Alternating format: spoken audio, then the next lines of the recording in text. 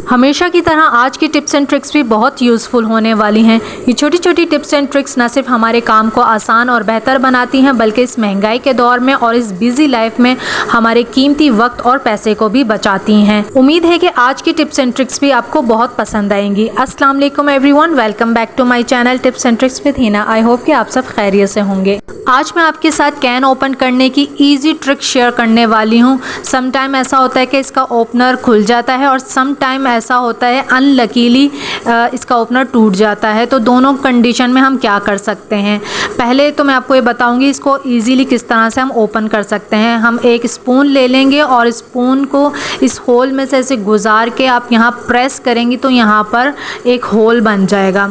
जब ये होल बन जाएगा तो फिर हमने ये करना है कि स्पून की चौड़ी वाली साइड को हम लेंगे इस तरह से और आगे की तरफ हम इसको पुश करेंगे और यहाँ से उठाएंगे तो ये ईज़िली खुल जाएगा। वरना ये क्या होता है कि इसको खोलने के चक्कर में हमारा थंब भी डैमेज हो जाता है। बाज़ लोग तो डरते भी हैं, जैसे कि मुझे डर लगता है इसको ओपन करने में, तो थंब डैमेज हो जाता है या फिर इसका ओपनर ही टूट जाता है। अब जैसे कि ये इसका ओपनर टूट गया है तो इस कंडीशन में हम क्या करें, अक्सर कोई छुरी या शार्प ऑब्जेक्ट लेकर हम उसको इस तरह से हिट करने लग जाते हैं, जो कि हमें नहीं करना चाहिए, काफ़ी ख़तरनाक हो सकता है। स्पून ले लें या कांटा ले लें, कोई भी हैवी चीज़ अगर आप मारेंगे तो ये हमें एक सपोर्ट मिल जाएगी। इसको ओपन करने के लिए होल बन जाएगा इसके अंदर, तो इजीली फिर आप उसी स्पून से या कांटे से इसको उठा लें तो इस तरह से आराम से कैन ओपन हो सकता है।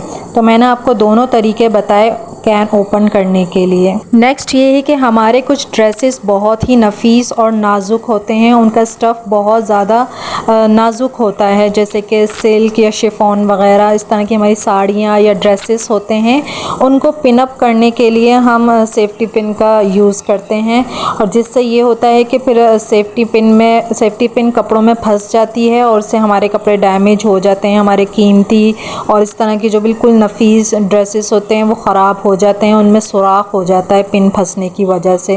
तो ऐसा ना हो, इसके लिए एक छोटा सा लेकिन बहुत ही आपके काम आने वाला सॉल्यूशन लेकर आई हूँ मैं। अगर जब भी आपको पिन अप करने हो अपने दुपट्टे या अपनी साड़ियाँ ख़ास तौर से, तो आपने ये करना है कि सेफ्टी पिन में एक पर्ल अगर आप डाल लेंगे और फिर इसको आप कपड़ों पर लगाएंगे तो इससे ये होगा कि ये कपड़ों में पिन फंसेगी नहीं। और अगर आप इसमें मैचिंग का मोती डाल देते हैं तो इस तरह से पिन कपड़ों के ऊपर लगी हुई बुरी भी नहीं लगेगी। एक और कंडीशन होती है फ्रेंड्स के इसकी जो आगे वाला साइड है इसमें भी कपड़े फंस जाते हैं, तो भाई इसका भी हल है कि आप 2 मोती इसके अंदर डाल दें इस तरह से। पहले एक मोती डालें कपड़ों से गुजार के पिन, फिर बंद करने से पहले एक और मोती डाल देंगे, तो इस तरह से भी हमारे कपड़े बिल्कुल सिक्योर एंड सेफ़ रहेंगे। बहुत ही कॉमन प्रॉब्लम है ये। आई होप कि इसका हल आपको मिल गया होगा। और अगर फ्रेंड्स आप इसको पहले से ट्राई करते हैं तो भी मुझे कमेंट करके ज़रूर बताइएगा और वीडियो को भी लाइक कर लीजिएगा।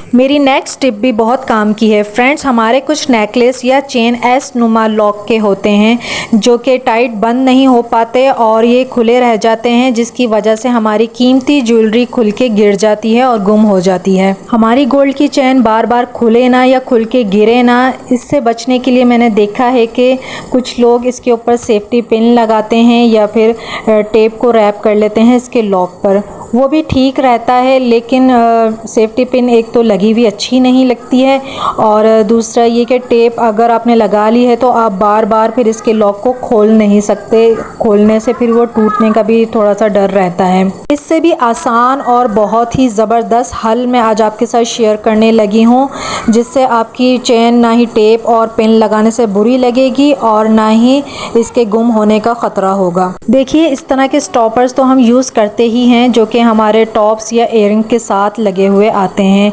इस तरह के रबर के भी होते हैं और आयरन के भी स्टॉपर्स होते हैं।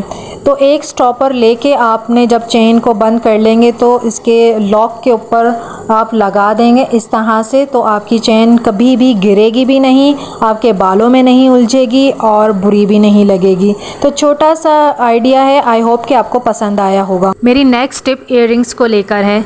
इस तरह के हुक वाले झुमकियाँ या झुमके जिनके साथ लॉक या स्टॉपर नहीं लगे हुए आते, ये भी गिर जाते हैं और गुम हो जाते हैं। तो अगर इन पर भी आप एक स्टॉपर लगा देंगी तो इस तरह से हमारी कीमती ज्वेलरी गिरेगी नहीं और गुम भी नहीं होगी और ये हमारे कानों से बार बार निकलेंगी भी नहीं और ये सेफ़ रहेंगे। तो ये भी एक छोटा सा आइडिया है, इसको भी फॉलो कर सकते हैं। मेरी नेक्स्ट टिप ये है कि एक छोटी बॉटल लेकर इसका ऊपर वाला पार्ट छुरी से कट कर लेंगे, तो ये कैप वाली साइड हमें चाहिए होगी। कोई भी फूड आइटम का आपने बड़ा पैकेट ओपन किया है तो इसको हम इसी तरह से रख देंगे तो इसमें जो भी चीज़ है वो ख़राब हो जाएगी या फिर बासी हो जाएगी। तो इसको सील्ड करने के लिए कैप का इस्तेमाल करेंगे। कैप में से इसका रैपर गुजार के और ऊपर से अगर आप कैप लगा देंगे तो बहुत अच्छी तरह से ये सील्ड हो जाएगी, इसमें बिल्कुल भी मॉइस्चर नहीं जाएगा। इसी तरह से अगर आपके 2 पैकेट खुले हुए हैं तो आप 2 पैकेट को एट अ टाइम इसी कैप में डालकर सील्ड कर देंगे तो इस तरह से आपके 2 पैकेट एक ही कैप में सिक्योर हो गए। आई होप कि आपको ये आइडिया भी अच्छा लगा होगा। मेरी नेक्स्ट टिप भी आपके बहुत काम आएगी।